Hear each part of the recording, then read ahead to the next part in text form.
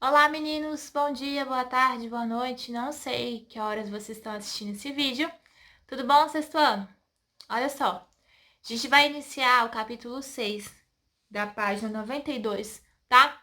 Ele fala sobre a Núbia, a China e a Índia. Então, a gente está falando sobre o continente africano e continente asiático, tá? Só uma coisinha aqui. Quando eu pedi para vocês fazerem um mapa mental, com o intuito de ajudar vocês a estudar, não é? Já que a gente não tem um contato físico, né? A nossa explicação está sendo feita por vídeo, as atividades estão sendo feitas por vídeos.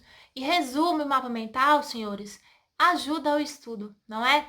Quando eu pedi lá para que quem quisesse, obviamente, me marcar da atividade que está fazendo, seja do mapa, do resumo, fiquem à vontade, não é uma obrigação, tá? É só para a gente ter um contato melhor. Talvez alguns não tenham entendido. Mas, enfim, a gente começa aí. Vou dividir a aula em duas partes, tá? A gente vai falar aqui sobre a Núbia. A Núbia ficava o que a gente chama hoje de Sudão, certo? E aí vou falar de um aspecto geral. A Núbia vai ter esse nome exatamente. É uma região conhecida porque o significado é terra de ouro. Então, a maioria das características aqui relacionadas à Núbia tem como a economia, que é a agricultura. A gente está falando sobre pedras preciosas. Por exemplo, a gente tem aqui granitos, berilos, rubis, são pedras preciosas, diamantes. A gente está falando sobre artesanato. Basicamente, aqui nós estamos falando dessas regiões, desses povos que são politeístas, que é a crença em vários deuses, certo? De uma maneira geral, é bem parecido. A Núbia, ela vai ficar, é um reino, é uma região próxima ao Egito, tanto que a gente vai ver que o Egito vai tomar conta, né, vai invadir a Núbia durante um período, porque é uma civilização também avançada, é uma civilização que consegue se virar bem na questão política e na questão econômica, tá bom? Olha só, a gente vai marcar na página 92. Sempre marquem, estejam com marca-texto, uma caneta aí, tá bom? Vocês vão marcar o segundo parágrafo, que tá assim: ainda no continente africano, o reino de Núbia e reino de Cush, certo? Marca aí ele todo e vão escrever civilizações, porque aí é a introdução que a gente vai falar sobre a China e a Índia também, tá bom? Núbia, terra do ouro. Tá vendo o primeiro parágrafo? Também marca o primeiro parágrafo todo e escrever ele importante, tá bom? Pode marcar ele aí e escrever importante.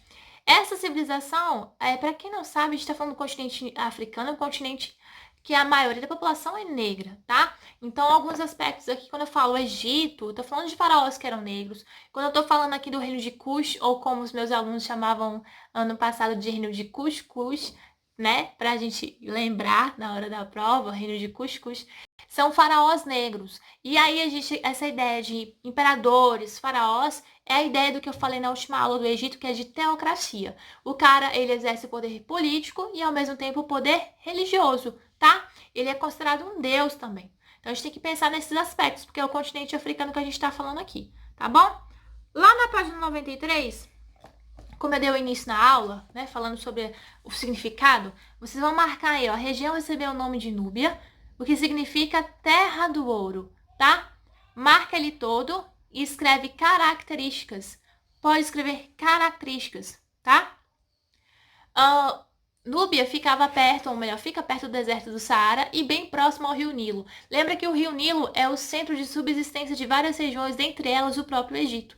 Então é onde a galera consegue tirar o seu sustento, é onde a galera consegue tirar as atividades econômicas, enfim, tem todo esse requisito aí, tá bom?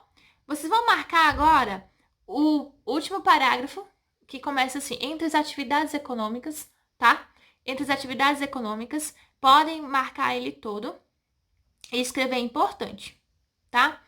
Tem a questão da mineração, tem a questão das pedras preciosas, artesanato, agricultura. A agricultura ela vai ser presente em todos, né? Porque é um desenvolvimento que vai estar ali no auge das técnicas agrícolas, tá bom?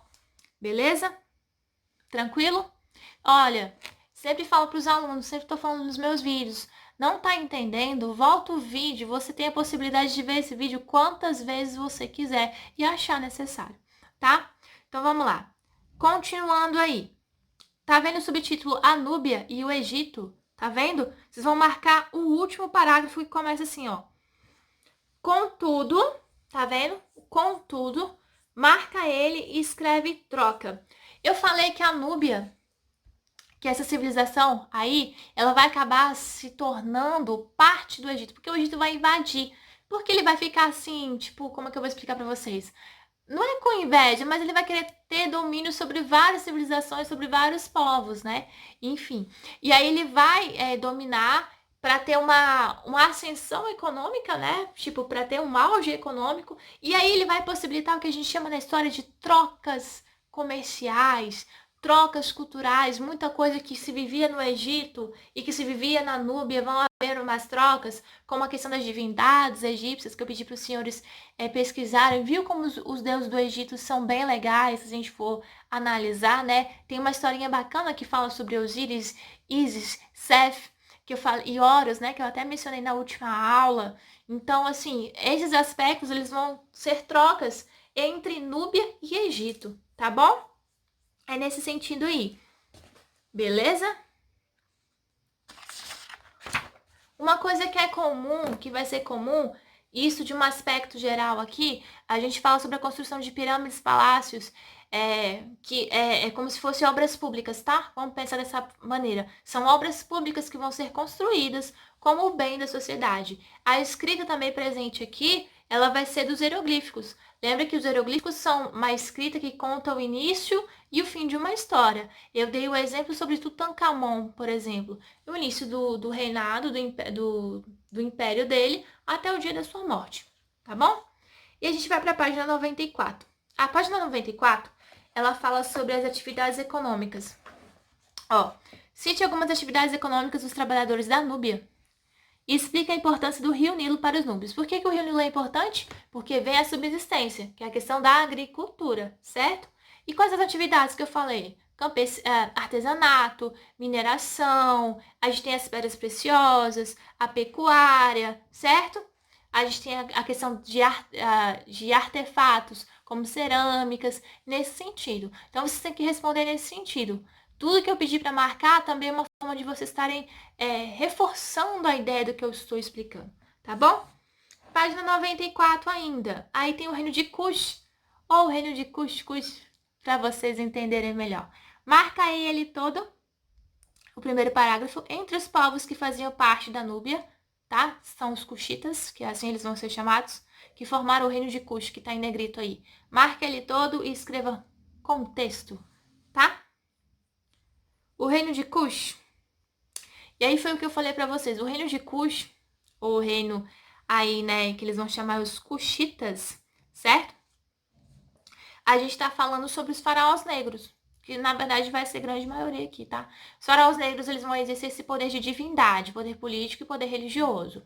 Então, é bem parecido do que acontece no Egito. Não tem muita coisa do que eu fazer diferença. São várias semelhanças. As obras públicas, se o faraó vai lá e quer que você faça trabalho numa obra pública, você vai trabalhar. Então, tem esse poder político e é considerado um deus também, né? Então, a gente vai marcar lá no último parágrafo, quando começa assim, ó, no último parágrafo da página, que ele começa: segundo a cultura núbia, seus reis tinham origem divina e possuíam muito poder, tá? Marca ele todo e escreve teocracia, porque teocracia quer dizer poder político e poder religioso, tá bom? E aí a gente pula para a página 95 sobre as sacerdotisas ou as quendices, tá? Sacerdotisas ou as quendices. Elas poderiam exercer, a mulher nessa época poderia exercer um papel de destaque? Aqui no caso, sim, tá? Elas vão exercer como cargo de chefe, questões de administrativas, tá? Poderiam se tornar rainhas, sacerdotisas. Isso vai ser muito importante.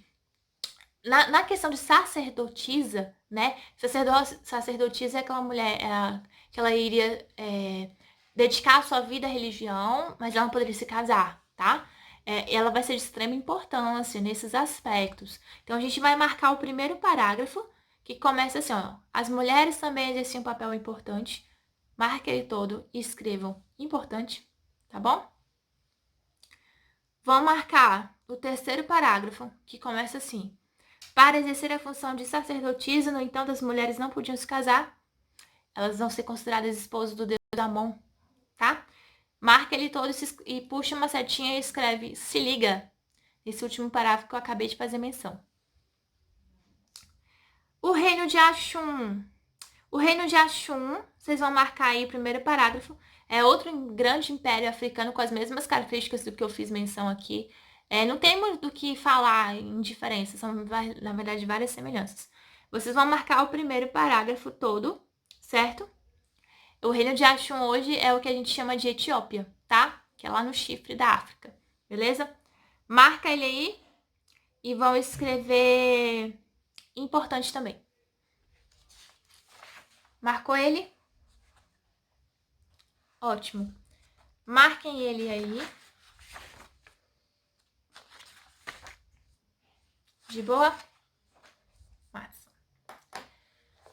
A gente vai, na próxima aula, falar sobre a civilização chinesa e a civilização indiana, tá? Para depois a gente fazer as atividades aí bonitinho.